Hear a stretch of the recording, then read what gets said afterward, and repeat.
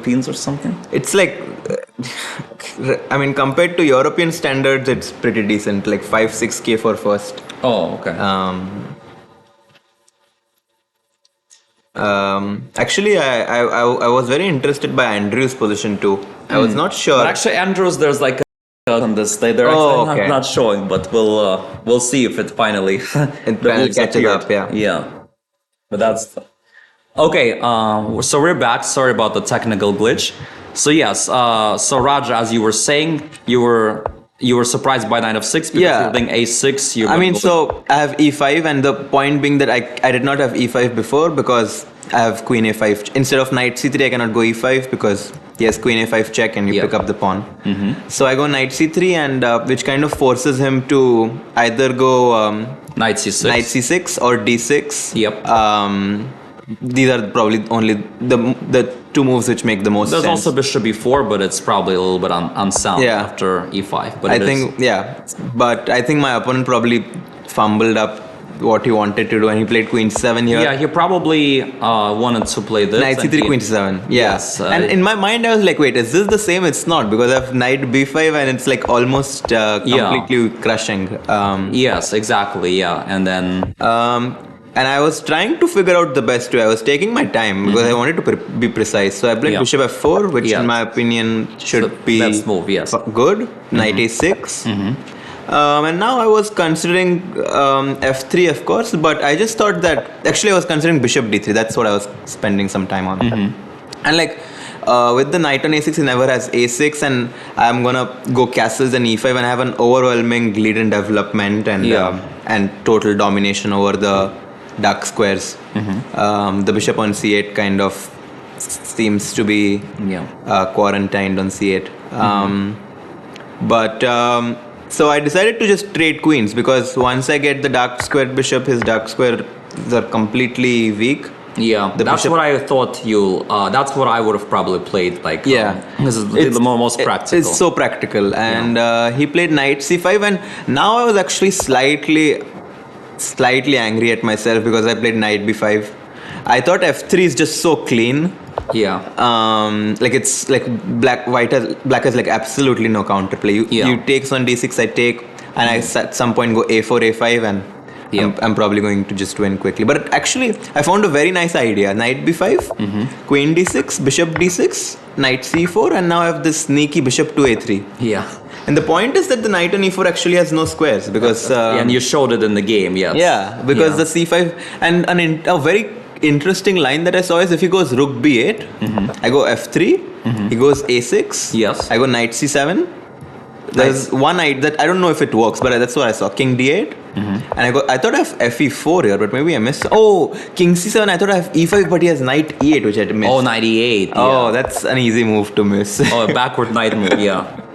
But I guess I could just take on a7 at some point, actually. Well, you can also play knight a7 here, and Oh yeah, the piece is still. but although he still has practical chances, I just take- like and then b4. Oh, I didn't It's see kind that. of a little bit interesting. Yeah, it's still losing for him. Yeah, but I mean the piece is Also, bishop on takes a6 is falling, so Yeah, it should be winning. Should be. But anyway, it would have been maybe a better practical chance. after but knight g5. So in the game, f3 knight a6 knight d4. I thought e5 is the only move. only move, of course. Yeah. And then after knight f5, knight g5, I saw this bishop e7 check intermezzo.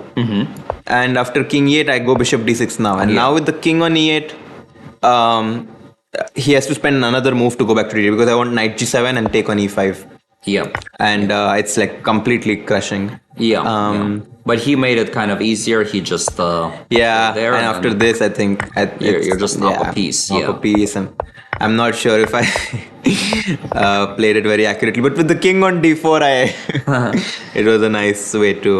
So nice win, very nice start to your tournament. So I wanted to ask you, Raja.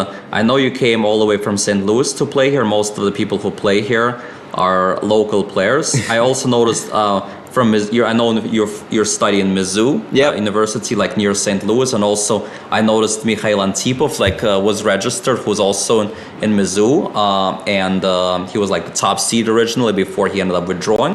Tell me a little bit about that decision. What went into your decision to want to come all the way here to play this tournament? So Mihail kind of introduced me to this tournament, and I was excited to go somewhere out of Colombia because it's finals week and no one wants to study, especially school. And I also played a tournament last week in Philadelphia, so I was kind of inspired to keep on playing more chess because I did not play in a long time. And by the way, as I mentioned to the audience, I told them that I'm sorry. It's okay. No, you don't have to. It's a normal game of chess. Yeah. Yeah. That I told how strong you are, especially in calculation positions, and so So I was inspired by that tournament victory. Decided to try again. Yeah, just try again and just play some chess because it's always nice to play some classical chess. Yeah, and it's a very strong tournament. And Yeah, now you'll actually, get Andrew is playing. There's another grandmaster. Quite a few young, talented kids from New York or around this area. So I'm excited to see how I do with them. So you mentioned something about wanting to see Andrew Tang game. Let's see if they. Oh no, this is still. Actually, I mean, I'm pretty sure I can recollect what happened in the game, but I'm not going to risk making a mistake and having to analyze a position which is not happening. Do you want to take a look at one or two more games? Yeah, for sure. I mean, which game you found kind of interesting? So, actually, let's look at the Bortnik game. Yeah, let's look at the Bortnik game. So this was against William Grave. And sorry, chat, I'll get back to you in a little bit while. I see your question. I just want to kind of see. Okay, so e5. E5 is very important because if white gets e5, then the bishop on c8, as we were mentioning in these kind of Sicilian structures, is always something that black needs to be careful about. Yeah, I wonder if e5 is playable here, but I guess it's nothing. I guess with this structure you have c5, c4 ideas, so... Yeah. So he played bishop f3, and then black played e5, and I expected f5 or maybe castles with this idea. Oh, that's a nice idea. Very nice idea. But white played this, and already I don't like this for white very much. But bishop g4 is good, at least trying to trade some pieces. Yeah, because otherwise this bishop is bad on f3 staring at Actually, rook d8, bishop c4 is deadly. Like, let's say you just make a pass move like a3, rook d8, queen e2, bishop c4 actually traps the queen. Exactly, a good point, yeah. So that's not how you want to start the tournament, I guess. Well, second round, but still. Yeah. So bishop g4, rook d8, queen f3, knight e7, bishop takes, f takes. I was thinking if someone wanted to... I think black is really in command of the position. Bishop g3 looks like a good move though, prevents castling. And if rook g8, there's like counterplay. So actually, position might be unclear. Like the engine thinks. I think king d7, king c8 is going to be something that we are going to be always allows short cast. Yeah, but maybe not now. But like in the future, I feel like king d7, king c8 could be an artificial way of putting the king on c8. There's also one player who wants to check Kyle Dong's game.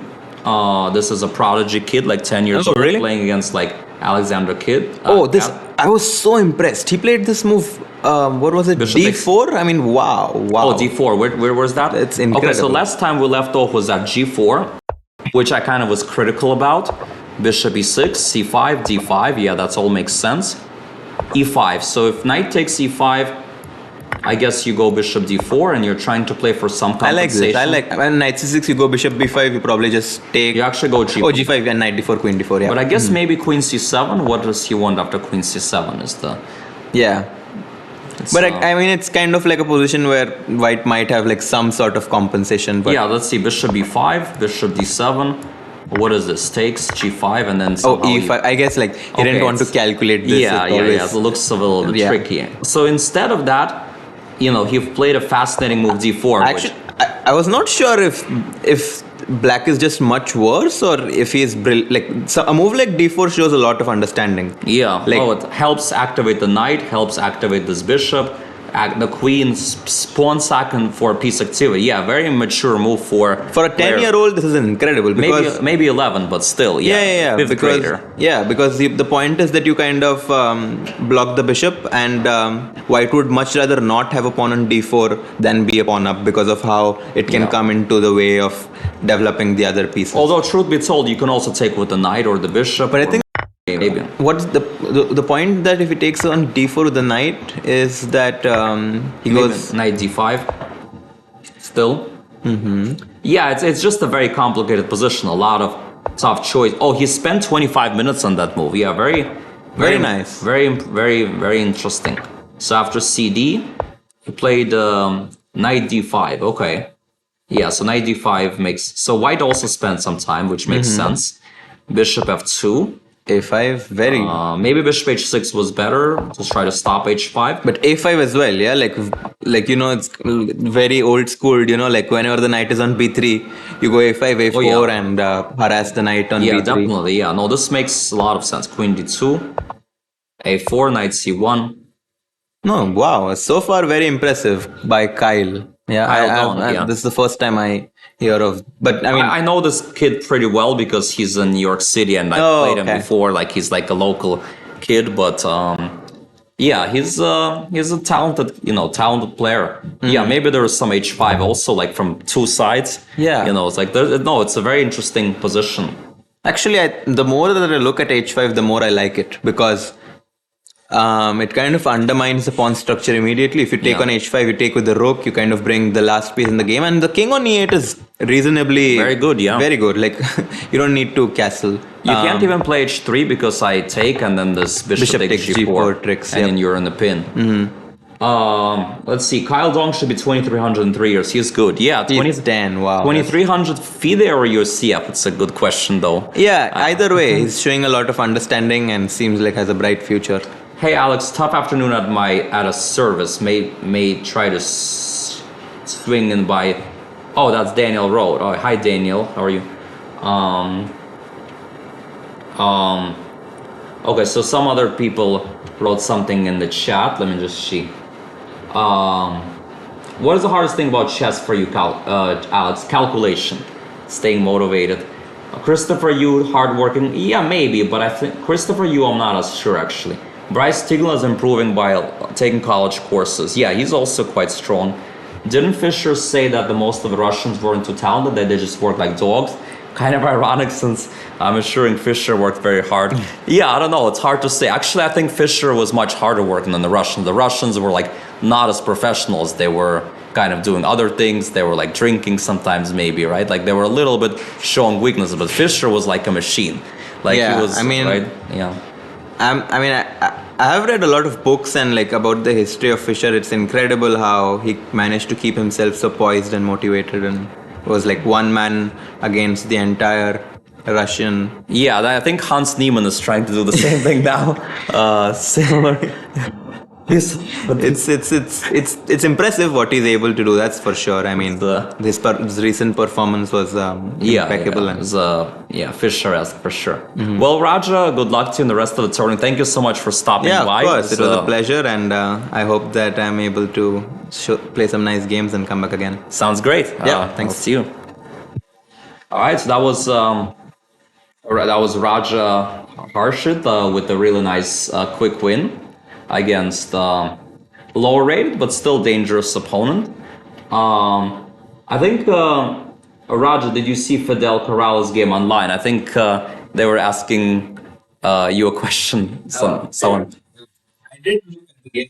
Can you hear me? I did look at the game, and it seemed like it was an unfortunate blunder that he made. He makes this move bishop to d8. Yeah. Okay. I think he says that he saw the game and he says like it was like an unfortunate blunder, bishop d8 that he missed, and that's why he ended up losing. Oh, service to Andre Harding. Oh yes. That was very sad, very difficult. Of course. Yes. Yeah. Yeah. Rest in peace. Of course. Yeah. Very nice. Was a very nice man. It's a very untimely death. So looks like Grand Zhu against Andrew Tang. Still, there's a bug on this game. Jurabek Hamrakulov against Zachary. Looks like we have an equal position. Since we left off, actually, I would have probably taken with the knight, but I was a bit surprised with FE, giving the black this outpost. But I guess this unbalances the structure a little bit. So really trying to win, create chances. Yeah, I think position is about equal. So I think the draw is probably the most likelihood, but like the result, but we'll see. How do you deal with stamina in tournaments where you have two classical games? I used to do much better with that. Now I don't do as well. I do badly in terms of 2 games a day.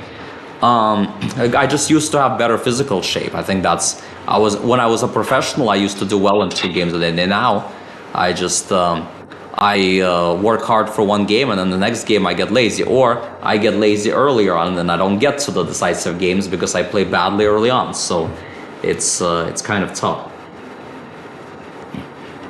How about Liam Putnam, Brian Lynn? Okay, let's check Liam Putnam, Brian Lynn. All right. So that one, nothing that much happened. One, Bishop f5, knight d4. White had a kind of a think here. I guess comparing like knight e5 versus knight d4 and things like that. And black just dropped back. So nothing too much happening. Liam Putnam is tanking here, trying to really go deeply and try to find a plan. So not that much happened since.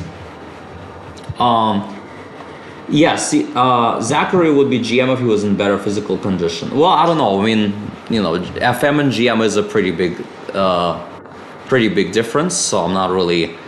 Yeah, I probably should not comment too much on that, right? But I think yeah, it's hard to say. Um, um, yeah, CCSL, most US tournaments don't do 1 game a day. Yes, exactly. Yes, for convenience issues, so that the tournament doesn't go too long. No, Zachary is a good fighter, I think, but GM is hard. I think physical shape maybe gives you difference of like 50 points, but I don't know about 200 points though. Um, I'm not a fan of that CCA and other organization lower the time control to 48. I believe stamina should be a factor. It's 12 hours a day. That's how it goes. I don't know. It's hard to say. I think I disagree. I think I like the slightly shorter time controls because otherwise 2 games a day it's a little bit too difficult. But that's just my opinion. The reason the time control is lowered by organs is because of 2 games a day. Yes, exactly. Rooting for the astute Latsky, Mr. Putnam. Wait, what does astute Latsky mean? More people prefer the slightly shorter one. Yeah, including myself. All right, let's check some other games. Let's check Bortnik again. Okay, Bortnik, nothing. Bortnik is thinking here after Bishop G3. Yeah, Bishop G3 was a really strong move, preventing castles. And now, yeah, it's not easy actually for black to find the best idea. Nico Chasen, let's see what happened in this game. It was knight d5, and then they got the structure. Okay, black wants to trade queens, which is predictable. And here black went king g8, which I'm a bit surprised. I think I would have just traded here, but instead he played king. Oh, sorry guys, again.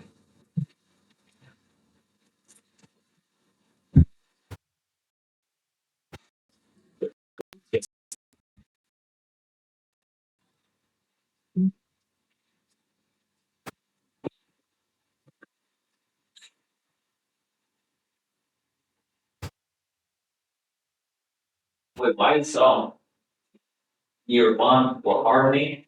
It's Thomas Edel on board 1 in the market. Yeah, look at these boards. It's like this. What is this?